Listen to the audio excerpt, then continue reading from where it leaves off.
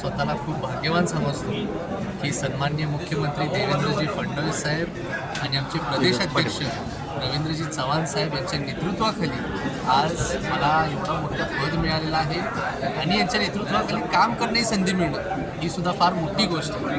त्याचबरोबर मी मागच्या काही 2 ते 3 दिवसात मला पद जाहीर झाल्यापासून मुंबई असेल, पुणे असेल, कोल्हापूर असेल अशा अनेक ठिकाणी भेटी देत आलो आणि त्याचबरोबर मुंबईमध्ये अधिवेशन असल्यामुळं सर्व मंत्री महोदय, आमदार महोदय, खासदार महोदय सगळ्यांच्या भेटी घेतल्या. सर्वांनी खूप चांगल्या सूचना, खूप चांगलं मार्गदर्शन केलं आणि इथून पुढं आमचं आता युवा मोर्चाचं एक ध्येय जे असणार आहे ते म्हणजे येणाऱ्या 1 वर्षात 1 लाखपेक्षा जास्त आम्हाला सदस्य ह्या भारतीय जनता पार्टीमध्ये नोंदणी करून घ्यायची आहे. त्याची सुरुवात काल पुण्यापासून झालेली आहे.